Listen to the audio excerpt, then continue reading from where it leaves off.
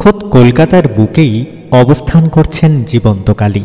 খুব কম দিনের মধ্যেই মায়ের মহিমা এবং প্রচার রাজ্য তথা দেশ জুড়ে সাড়া ফেলেছে। কাব্য ক্রিয়েশন প্রেজেন্স কলকাতার কালী কথায়। তাই আজ আমরা এসেছি মা শ্যামসুন্দরীর মন্দিরে, যিনি কিনা কলকাতার জীবন্ত কালী রূপে পরিচিত। উত্তর কলকাতার সুকিয়া স্ট্রিটের একটি ঘিঞ্জি এলাকা, সেখানেই একটি সরু গলির ভেতরে অবস্থান করছে মা শ্যামসুন্দরীর মন্দির।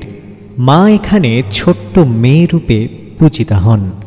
তাই এখানে অমাবচী পালিত হয় না, বলির কোনো রীতি নেই, পুরোপুরি নিষিদ্ধ মাছ মাংস। ভক্তদের বিশ্বাস মা শ্যামসুন্দরী কখনোই কাউকে খালি হাতে ফেরান না। তাই তো মায়ের দর্শন পেতে প্রতিদিন দূর দূরান্তের বহু মানুষ ছুটে আসেন এই মন্দিরে। মন্দির ঘিরে রয়েছে বহু অলৌকিক কাহিনী। মন্দিরের পুরোহিত তো বটেই, এমনকি অনেক ভক্তরাও নাকি কখনো বালিকা কখনো বা বৃদ্ধার বেশে মায়ের দর্শন পান। আজও আঁধার রাতে মা শ্যামসুন্দরী মন্দিরের প্রাঙ্গণে হেঁটে বেড়ান। তার প্রমাণস্বরূপ বেশিরভাগ দিন সকালে মন্দির খোলার পর মায়ের চরণে ধুলো দেখতে পাওয়া যায়। কখনো বা মন্দিরে পূজার সময় মায়ের নয়নের পলক পড়তে দেখা যায়। কখনো বা মায়ের নিঃশ্বাস নেওয়ার জন্যে বক্ষের ওঠানামা দেখা যায়। শোনা যায় নূপুরের ধ্বনি, হাঁটার শব্দ। মন্দিরে এসে অনেক ভক্তই মায়ের উপস্থিতি অনুভব করেছেন বলেও জানা যায়। মায়ের দর্শনে পূর্ণ লাভ হয়, কেটে যায় সমস্ত গ্রহ দোষ। ভক্তি ও শ্রদ্ধায় তিনি সন্তুষ্ট হন তার ভক্তের উপর। ভক্তকে দর্শন দান এবং তার মনোবাঞ্ছা পূর্ণ করেন শুধুমাত্র এক মুঠো চাল আর একটি পাকা কলার বিনিময়ে। মায়ের সঙ্গেই মহাদেব ছাড়াও অবস্থান করেন গণেশ, জগন্নাথ, বলরাম, সুভদ্রা, সরস্বতী। শ্যামের সাথেই শ্যামার পূজা। অপরূপ এই মেলবন্ধন, এ যেন বৈষ্ণব শাক্ত শৈবের মিলন ক্ষেত্র। মায়ের পদতলের বেদিতে নবগ্রহের মূর্তি দেখতে পাওয়া যায়। বলা হয় 28টি শনিবার কেউ যদি মায়ের পূর্ণ দর্শন করেন তাহলে তার সমস্ত ধরনের গ্রহদশা কেটে যায়।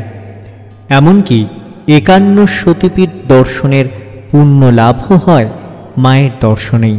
তাই খুব বেশি দিনের পুরনো মন্দির না হয়েও 2021 সালে প্রতিষ্ঠিত এই মন্দিরে ইতিমধ্যেই বহু মানুষ এসে উপস্থিত হন প্রতিদিন। দুবেলা ভোগ রান্না হয় শ্যামসুন্দরীর হেঁসেলে। পাত পেরে খেয়ে যান মন্দিরে আসা অগন্তি ভক্ত। সেবায়েতরা বলেন, প্রতিদিন এত মানুষের অন্ন সংস্থানের ক্ষমতা মাই তাদের জুগিয়ে দেন। তিনি সাজতে ভালোবাসেন, তাই তো রোজই রকমারি ফুলের গয়না আর শাড়িতে নিখুঁত হাতে তাকে সাজিয়ে তোলেন পুরোহিতরা। গা ভর্তি গয়নায় সজ্জিত হয়ে সিংহাসনে সদা হাস্য মুখে বিরাজমান তিনি। প্রথম ঝলকেই দেখে মনে হয় তিনি হাসছেন। পুজোর এক বিশেষ রীতি রয়েছে এই মন্দিরে। প্রতি অমাবস্যায় মাত্র একটি প্রদীপ জ্বালিয়ে দেবীর আরাধনা চলে। ভক্তদের কাছে বহু প্রতীক্ষিত সেই মুহূর্ত। অমাবস্যার অন্ধকারে দেবী দর্শনে দূর দূরান্ত থেকে ছুটে আসছেন বহু মানুষ। দেবী এখানে জাগ্রত থেকেও বেশি জীবন্ত। মহালয়ার পূর্ণ লগ্নে দেবীর আবির্ভাব তিথি, তাই ওই দিন হয় দেবীর বিশেষ পূজা। মাকে কলকাতার একমাত্র জীবন্ত কালী বলে। এর প্রথম কারণই ভক্তরা। মায়ের কাছে এসে ভক্তরা যদি কোনো মনের বাসনা বলে, মা সত্যি পূর্ণ করে, এটা ভক্তরাই প্রমাণ। আর মায়ের একটা ঘটনা ঘটেছিল, মা চাল কলা চেপিয়েছিল। মায়ের জন্যে মায়ের পুরোহিত মহালয়ার দিন বাজার করতে যায়। এবার বাজার করতে গিয়ে দেখছেন একটা ছোট্ট বাচ্চা মেয়ে পুরো মা কালীর মতো সে ভিক্ষা চাইছে। ভিক্ষাতে তার কী আবদার, কিছু টাকা দাও না, আমি চাল কলা কিনে খাবো। ইতিমধ্যে এই কথা বলে সবার কাছে ভিক্ষা চাইছে। আমাদের যিনি পুরোহিত যিনি বাজার করছেন তার কাছে এই কথা বলেই ভিক্ষা চায়। তখন পুরোহিত তাকে ধাক্কা মেরে ফেলে দেয়, ফেলে দিলে যা কাজ করিয়ে খা। বাচ্চা মেয়েরা তখন বলে আমি যদি কাজই পেতাম তো তোর কাছে ভিক্ষা চাইতাম রে। এরপর ওই বালিকা চলে যায়, আর পুরোহিত দেবীর পুজোর জন্য ফল মিষ্টি চাল ডাল বাজার করে ফিরে আসেন। যথাসময়ে দেবীর ভোগের ব্যবস্থা হয়, প্রচুর ভক্তের সমাগম হয়, কারণ সেই দিনটি ছিল মহালয়ের পূর্ণলগ্ন। আর মন্দিরের নিয়ম অনুযায়ী প্রতি অমাবস্যায় মন্দিরে অন্ধকারে দেবীকে পুজো করা হয়। শুধুমাত্র দীপান্বিত অমাবস্যা বা কালী পুজোর রাতে দেবীর পুজো হয় আলো জ্বালিয়ে। যাই হোক, কথা মতো সেই রাতেও অন্ধকারেই দেবীর পুজো শুরু হলো। পুজো চলাকালীন পুরোহিত লক্ষ্য করলেন মহাদেব শায়িত রয়েছেন, কিন্তু তার উপরে নেই দেবী কালী। পুরোহিত প্রথমে ভাবলেন দেবীর রং কালো হওয়ায় অন্ধকারে হয়তো দেখা যাচ্ছে না। এরপরই পুরোহিত প্রদীপ তুলে ধরেন মহাদেবের ওপরে দেবী মূর্তির কাছে, কিন্তু এ কি, এখানে সত্যিই কেউ নেই, শুধু মহাদেবী শুয়ে রয়েছেন। ঘটনায় খানিকটা ভয় পেয়ে যান পুরোহিত। দুপা পিছিয়ে আসতে না আসতেই তিনি শুনতে পেলেন নূপুরের ধ্বনি, যা কিনা কারোর হেঁটে আসার শব্দের মতো শোনাচ্ছে। হঠাৎ একটি পা যেন মহাদেবের বুকের উপর এসে দাঁড়িয়ে পড়ে সশব্দে।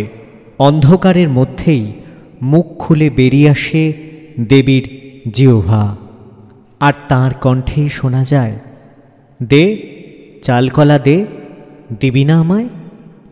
ঘটনায় পুরোহিত জ্ঞান হারান। অজ্ঞান অবস্থায় মা অনেকে মনে মনে বোঝাচ্ছেন আমি শুধু বড়লোকের মা নই রে, আমি গরিবের।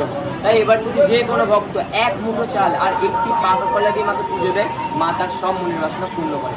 আর আপনারা দেখছেন মায়ের বেদির নিচে 9টা বিগ্রহ আছে নবগ্রহের। এই বিগ্রহ কোনো সাধারণ বিগ্রহ না, এই বিগ্রহ কোনো সাধারণ বিগ্রহ না, মা এদের ওপরে বিরাজমান। আপনারা জেনেই থাকবেন আমাদের নবগ্রহের জন্য আমাদের জীবনে যত আর্থিক সামাজিক যত সমস্যা এই নবগ্রহের জন্য, মাঙ্গলিক কালসর্প এই দোষ কাটানোর জন্যে অনেক রকম মাদুলি কবচ পড়তে হয়, অনেক বিভিন্ন জিনিস, কিন্তু সবার তো সামর্থ্য হয় না এই মাদুলি পড়ার জন্য। তাই আমাদের মাকে যদি কোনো ভক্ত 28টা শনিবার দর্শন করতে পারে, কেবল মায়ের মুখমণ্ডল মানে পুজো দিতে হবে না, শুধু মাকে দর্শন করলে যে কোনো গ্রহ দোষ থেকে এমনি মুক্তি হয় 28টা শনিবার দর্শন করলে। তাই আপনারা অবশ্যই মায়ের কাছে আসবেন, মা আপনাদের সব মনের বাসনা পূর্ণ করবেন।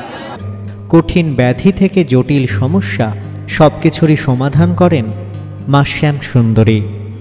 দেবীর মহিমাই হোক কিংবা মানুষের বিশ্বাস এবং আবেগ, কলকাতার এই শ্যাম সুন্দরী মা হয়ে উঠেছেন জীবন্ত কালী। কাব্য ক্রিয়েশন প্রেজেন্স কলকাতার কালীকথায় আজ আমরা দেখলাম কলকাতার শ্যাম সুন্দরী মন্দির। আপনাদের কাছেও যদি এমন কোনো সন্ধান থেকে থাকে অবশ্যই জানাতে পারেন আমাদেরকে। আর আমাদের কাজ আপনাদের ভালো লাগলে অবশ্যই সঙ্গে থাকুন কাব্য সত্যজিতের ফেসবুক এবং ইউটিউব চ্যানেলে। আমি মায়ের কাছে এসে আমার একটা মনে ছিল, বাসনা ছিল, সেইটা মা আমার পূর্ণ করেছে। আমি তখন মাকে মনে মনে বলেছিলাম, মা আমার বাসনা যদি পূর্ণ হয় আমি তোমাকে সোনার টিপ দিয়ে যাব।